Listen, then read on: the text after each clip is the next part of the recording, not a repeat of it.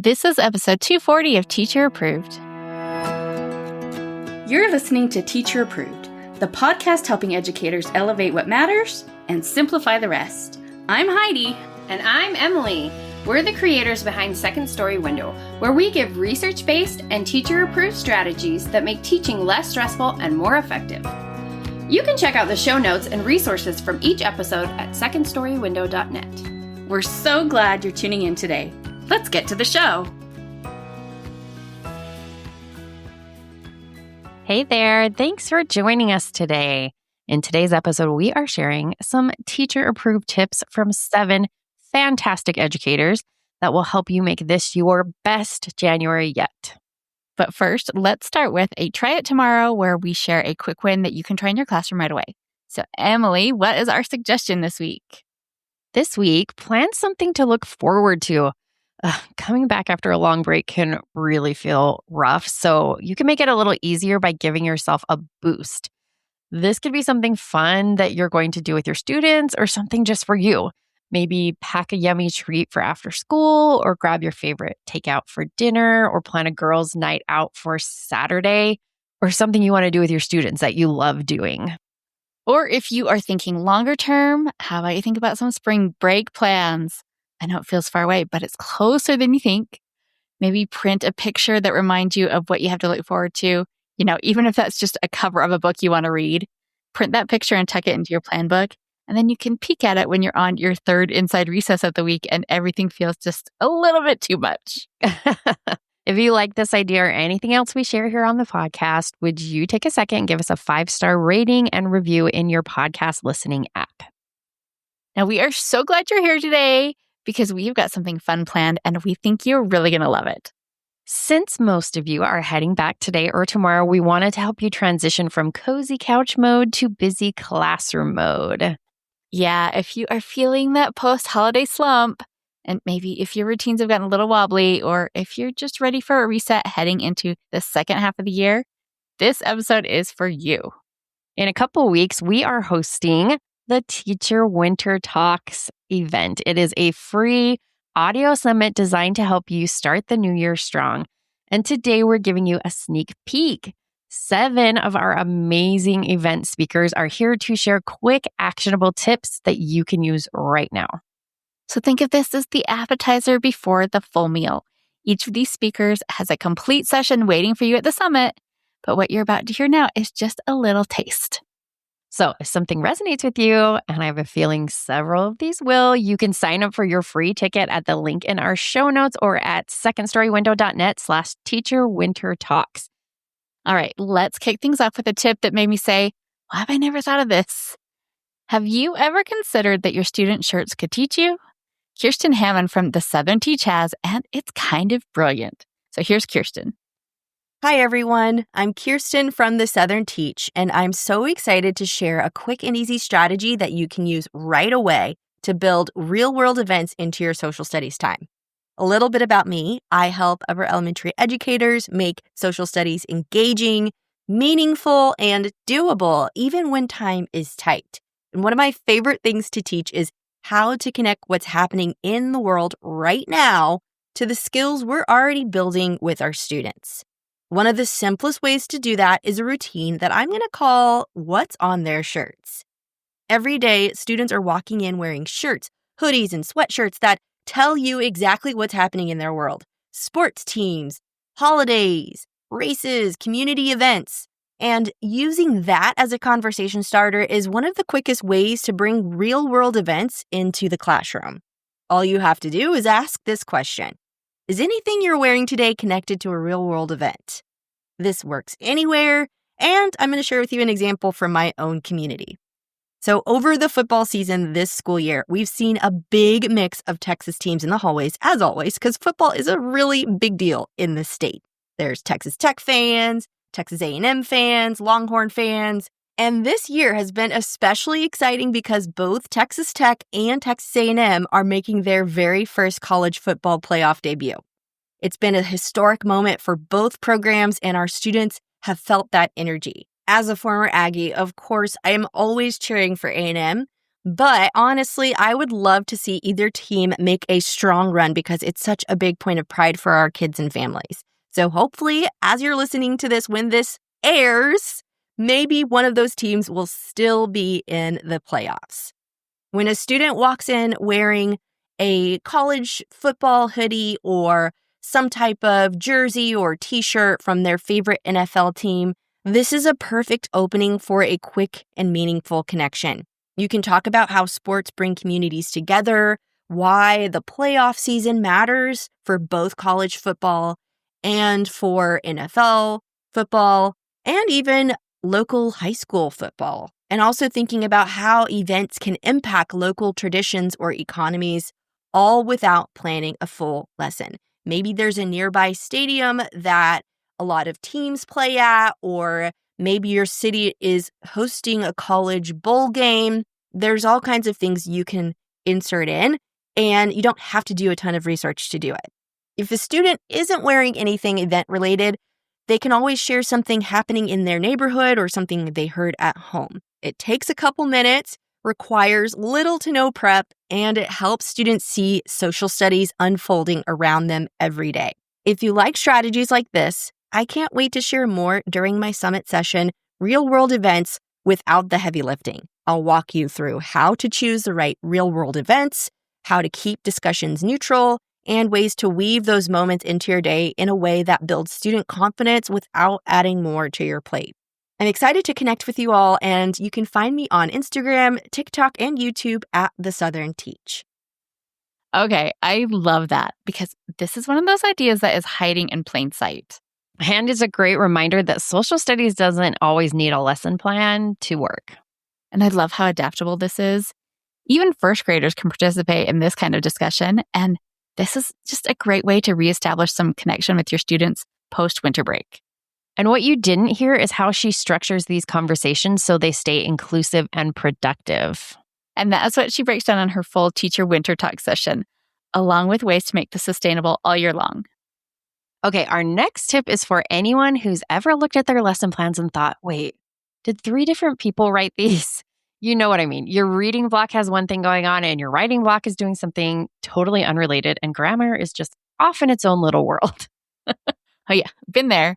But Jessica Ivy from Ideas by Jivey has a simple fix. So here she is.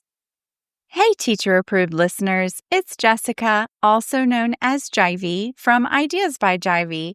And I love helping teachers simplify their ELA block using mentor texts and routines that actually make your life easier. Today, I want to share a quick mid-year win with you, something you can do this week that won't add anything to your plate, but will make your lessons feel more connected. Instead of planning each subject separately, I want you to choose one picture book and use it in 2 different parts of your day. Not the whole day, just 2 places. You know, by January, I usually hear from teachers that they feel like their reading, writing, and grammar plans were created by 3 different people who've never met. Everything feels disconnected, and it's exhausting to keep switching gears for you and for the students. So I want you to grab a picture book that you already love. Now, don't overthink this. Just look on your shelf. Pick something that you enjoy reading aloud. And then I want you to use that book for a reading mini lesson and one other part of your day. Now, that could be a grammar warm-up, a quick writing prompt, or even discussing vocabulary words within the text. You're not planning a whole week around the book yet. Save that for my full session in the Teacher Winter Talks. I want you to just focus on reconnecting 2 pieces of your day.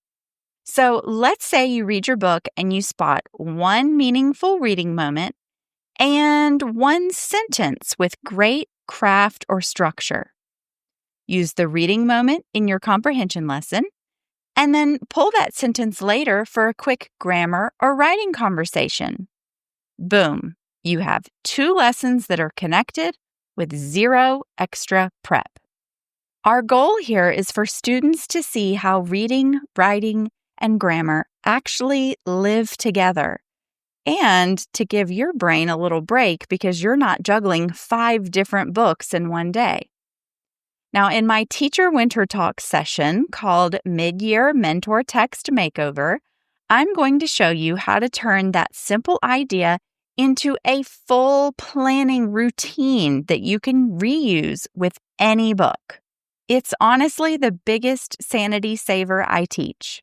Now, if you want to hang out with me before the session, you can come find me on Instagram at Ideas by Jivey. I can't wait to share more with you soon. What I love about this is how doable it feels. You don't need a whole new curriculum to make things feel cohesive. Right. It's one small decision that reduces cognitive load for you and helps students see how ELA actually fits together. And what she unpacks in her full session is how to turn this into a repeatable planning habit so it's not just a one-time fix. Okay, our next tip is for anyone who's watched students freeze on word problems, even when you know that they can do the math. Oh, this is such a common problem. But Mona Eel has a simple shift that changes how students enter the problem. So here's Mona. Hi, Teacher Approved listeners. I'm so glad to be here with you. My name is Mona Eel, and I help kindergarten through 5th grade teachers turn their math block into a place where students feel safe to think and talk and problem solve, even when the word problems get tricky. So today's quick tip is one that you can use the very first day back after winter break or on any day here this winter or in the future. It's honestly a game changer for students who struggle with word problems. Here it is. Launch the problem the same way that you launch a read aloud. I want you to use the literacy comprehension strategies that you use every day to help your students make sense of the situation before they ever solve anything. Because one of the biggest hurdles for students with word problems isn't the math, it's the reading. So if they don't understand the story, then they can't make sense of the math. So instead of handing your students a problem and hoping for the best, I want you to try this. Tell them the story out loud.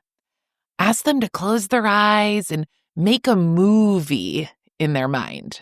For example, here's what it might sound like. Okay, guys, there's 3/4 of a birthday cake left in the pan after my dad's birthday party. My brother and I want to split the remaining cake with our other brother. So I'm trying to figure out how much of that cake I actually am going to get to eat. And as you tell it, I want you to ask your students to visualize. We want them picturing the pan, seeing the cake cut into fourths, and imagining that there's only 3 of those equal pieces left. And that then they're going to be shared among 3 people. Then they're going to be able to start to reason about the size of those pieces before they ever touch a pencil. Okay, but here's a first grade example. You might tell this story to your students. There are 38 kids out on the playground, you guys. They're all playing. They're on the monkey bars. Some are going down the slide. There's a few other kids on that spinny thing, you know, the one where you like hold on and it spins you around real fast. Okay, there's 38 kids. Can you see them? Okay, but here's what happens next. A whole class comes outside to the playground. They come busting through the doors, their teachers being like, wait for me. But all these kids are running out onto the playground. And now there are 53 kids on the playground. What I want you to figure out is how many students came out to play.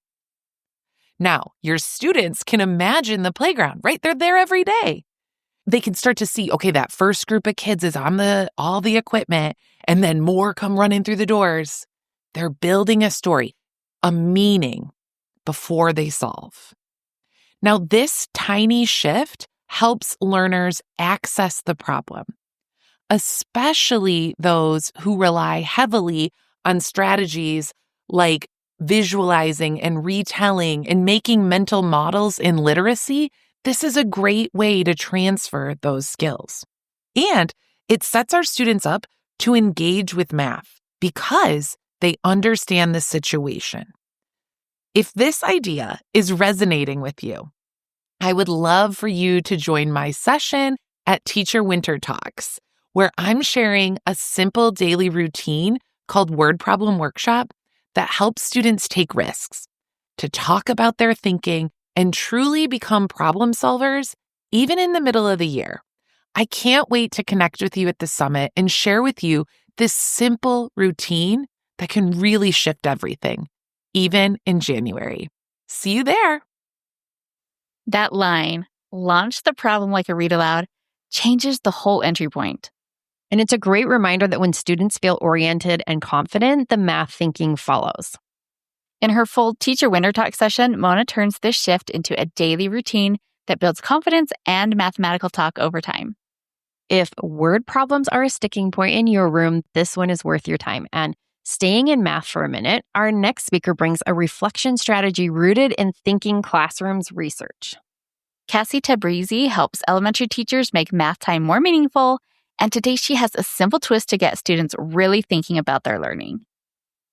Hey, Teacher Approved listeners. My name is Cassie Tabrizi, and I support elementary teachers who want math time to feel more meaningful for them and for their students. Today, I've got a simple mindset shift that can lead to deeper thinking and stronger retention in your math block. It's called Writing Notes to Your Future Forgetful Self. The idea comes from Dr. Peter Liljedahl's book, Building Thinking Classrooms in Mathematics. At the end of a unit, or even just a lesson, students take a few minutes to reflect and jot down the most important ideas in their own words. But here's the twist. Instead of writing for their teacher, they're writing for their future forgetful self. That shift in audience makes a huge difference. The pressure's off. The goal isn't perfection, it's about making connections. What do they need to remember later? What would actually help when they forget? For learners, it gives some light structure. Think like guided math journal pages with questions that focus their thinking. Things like, what did you figure out today? What was tricky at first but makes more sense now? What do you want to remember the next time this comes up? These journals become a personal toolkit, something students can revisit in a few weeks when they're spiraling back to old concepts, or they're preparing for a checkpoint like an assessment or a test. In fact, Dr. Liljedahl suggests letting students use their notes on an assessment later on. This is not about letting them take a shortcut. It's a powerful way to reinforce and retrieve what they've learned. This retrieval practice really helps move information from working memory to long-term memory so we can battle the forgetting curve and really achieve deep understanding. And one more thing as a side note, these notes aren't graded. That's part of what makes them feel safe and real. So if you're curious about more steps that you can take to master your math instruction, come join me in my Winter Summit session. We'll dive into practical ways to create clarity, increase motivation, and move information from working memory to long-term memory. Can't wait to see you there. Notes to your future forgetful self. I love how low pressure that feels. Yeah, it's turning reflection into something students actually want to come back to, not just something that they're rushing through. In her full Teacher Winter Talk session, Cassie walks through how to build this kind of reflection into your math routine in a way that's sustainable. Okay, we are halfway through our summit sneak peek. How are you doing? Are you getting some ideas brewing? Oh yeah, I'm already making a mental list of which full sessions I want to catch first. I love it. Our next tip comes from Meg Anderson at the Teacher Studio. She spent over 3 decades in the classroom and she's got so many useful takeaways. So here is Meg. Hi, I'm Meg from the Teacher Studio. I'm so glad you're here and taking a few minutes for yourself today.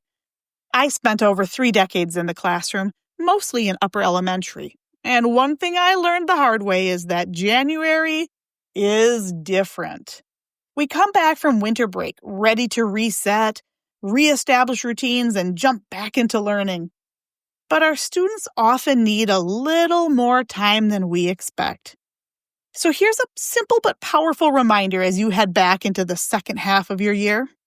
Slow down your wait time. After winter break, students are often hesitant. They're out of practice sharing their thinking, unsure of expectations, and sometimes just a little rusty. When we ask a question and jump in too quickly or call on the first raised hand, we unintentionally send the message that speed matters more than thinking. Intentional wait time changes that. When you pause just a few extra seconds after asking a question, you give students space to, first, process what's being asked. Second, organize their thinking. And finally, take a risk without being rushed. Those quiet seconds communicate safety.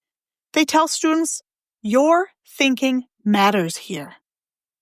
This is especially important in math and discussion-based lessons where we want reasoning, not just answers. Wait time helps build confidence, encourages more voices to participate, and supports productive struggle, something students really need as they ease back into learning routines. So if January ever feels quieter or slower than you expect, that's not a problem to fix. It's an invitation to lean into these intentional pauses.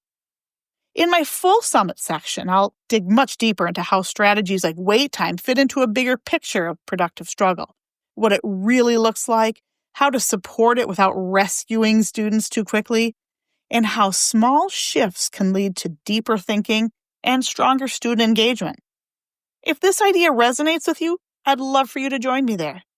Thanks for listening, and remember, those quiet moments you build into your lessons matter more than you think.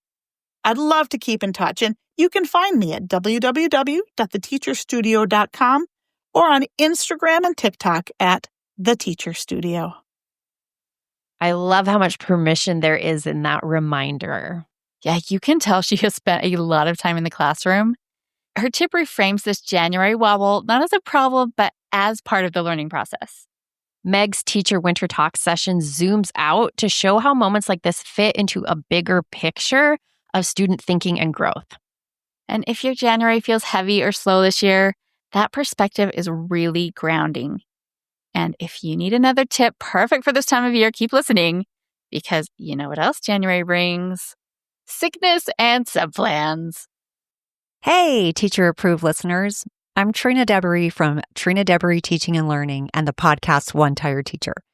And I've spent 27 years in the classroom, mainly as a second grade teacher, but also as a media specialist. And I was that teacher who used to come to school sick because writing subplans felt harder than actually teaching.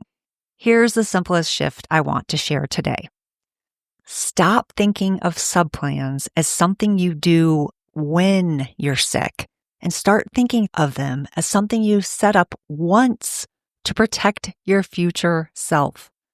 Most teachers don't avoid subplans because they're lazy. They avoid them because they're exhausted. And when subplans live only in your emergency brain, they never get done. Instead, here's the easy win. Pick one calm afternoon, not a sick day, a calm afternoon. Does it exist? Yes, I believe it does. And create a basic reusable sub binder. Just your schedule, your class list, a short note to the sub, and a couple of flexible activities that work any day of the week. That's it. Not cute, not fancy, just ready. That one small shift turns subplans from panic mode into a safety net. In my Winter Teacher Talk session, The Sub Survival System, How to Plan Once and Rest Easy All Year, I share the full framework, including how to keep subplans simple, stress-free, and guilt-free even during the busiest seasons. If you've ever dragged yourself to school because the thought of subplans felt overwhelming, this session is for you. I'm so excited to connect with you during the summit. You can find me at trinadeberyteachingandlearning.com.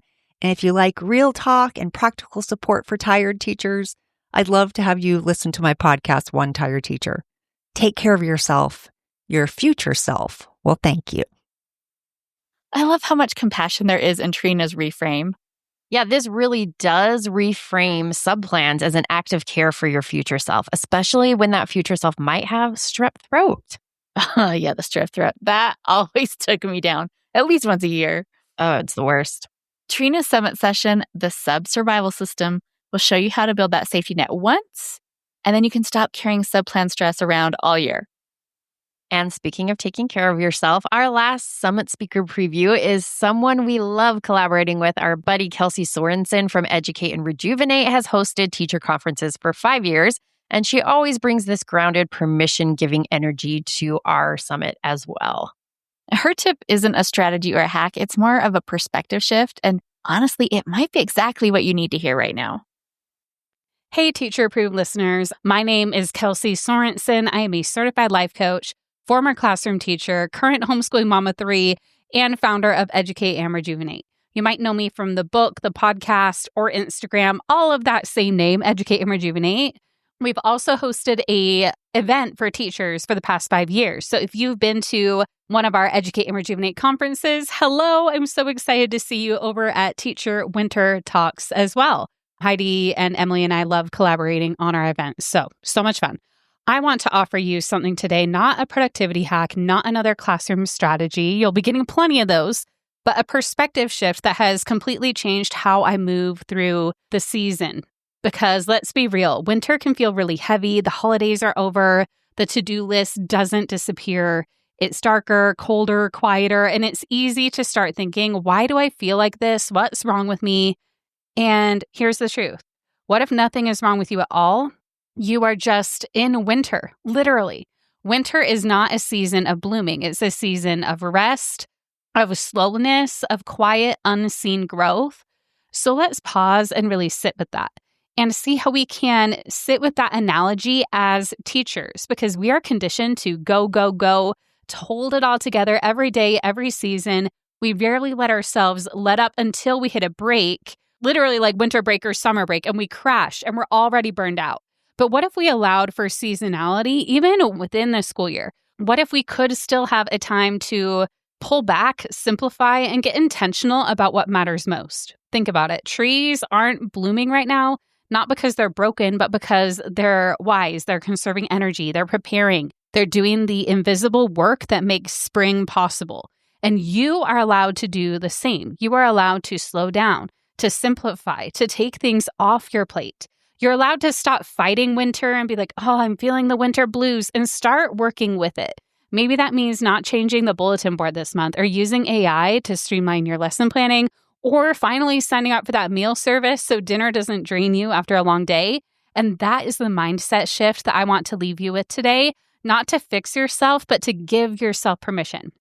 And inside of my Winter Talk session, it's called 5 Tiny Tweaks That Help Teachers Survive Winter Burnout. I'll walk you through some practical, doable ways to support your energy, your nervous system, and your time right now. And if you grabbed the Max Pass, don't skip the bonus. I'm sharing my Burnout to Balance audio series, my full coaching framework, plus access to an AI coaching tool I built specifically for teachers. But for now, take this with you. You are not behind. You're not failing. You are in winter, and this is a season to simplify. That is such a helpful tip. We all could use the permission to be more gentle with ourselves in the winter. Yeah, if this season feels heavier than you expected, you are definitely not alone. Kelsey's Teacher Winter Talk session offers small, supportive ways to care for your energy during this season. If winter burnout feels real right now, that session and the bonus she's sharing are a beautiful place to start. So that is our sneak peek of the Teacher Winter Talks. 7 speakers, 7 tips you can start using this week. But remember, these are just the teasers. Each of these educators has a full session with so much more depth waiting for you.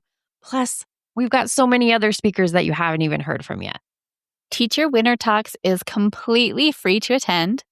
Come learn low-effort, big reward strategies to help you prevent mid-year burnout and reignite your teaching spark with practical, bite-sized audio tips you can listen to on the go and use right away. You can head to secondstorywindow.net/teacherwintertalks or head to the link in our show notes to grab your free ticket. And if you want lifetime access plus bonus resources for each speaker, you will want to upgrade to the Max Pass after you sign up.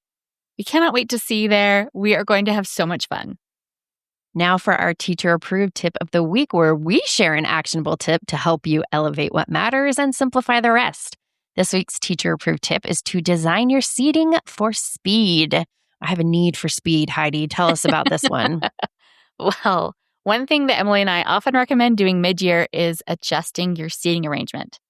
However, before you start figuring out where everyone is going to sit, take time to figure out one important detail.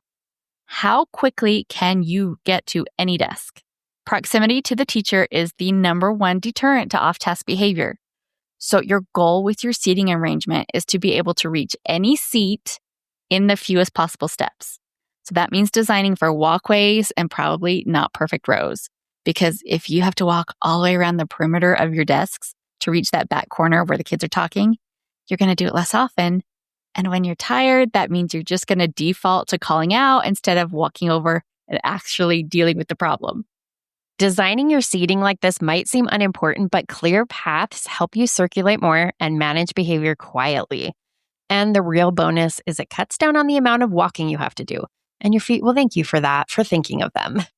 If you want to learn all about our strategy for using your classroom seating arrangement for maximum impact, you definitely want to sign up for the Teacher Winter Talks. On top of the 25 amazing sessions, Emily and I will be doing a 3-day live challenge to help you create a seating chart that works as one of your strongest classroom management tools. In just a few minutes a day during this challenge, you will walk away with your own seating chart tailored to address your specific classroom needs. So head to secondstorywindow.net/teacherwintertalks to grab your free ticket to join us on January 17th through 19th, 2026. And you can join us for the 3-day challenge too. To wrap up the show, we are sharing what we're giving extra credit to this week. Emily, what gets your extra credit? My extra credit goes to K18 dry shampoo. So I have seen this recommended all over the place, and I finally gave it a try when I found a Black Friday deal. The rumors are true, guys. It's amazing. It's way better than any other kind of dry shampoo that I've tried. And it isn't the cheapest, but I do feel like a little goes a long way. So in the long run, I don't feel like it's that expensive. Oh, that's good to know. I'm going to have to be on the lookout for that. Yeah, for sure. What are you giving extra credit to? So my extra credit goes to some new pens that I just got. They are the TUL, TUL, retractable gel pens. Ooh. Now, my preferred pen is a Moji 0.5. Longtime devotee of the Moji. It's true. Those pens, I found they don't write well on Post-it notes, and that is so frustrating. I've had to keep other pens around, so I thought I would give these a try, and these TUL pens are great. They write so smoothly, and now I'm trying to decide if I need to get the pretty colored ones too. I think you definitely do. Well, I will put a link to the pens in the show notes in case you also need some new office supplies to get you through January. That is it for today's episode. Make sure to sign up for Teacher Winter Talks, and there is a link to that in the show notes. We would love for you to join us. We're going to have so much fun. We hope you enjoyed this episode of Teacher Approved. I'm Heidi. And I'm Emily. Thank you for listening. Be sure to follow or subscribe in your podcast app so that you never miss an episode. You can connect with us and other teachers in the Teacher Approved Facebook group. We'll see you here next week. Bye for now. Bye.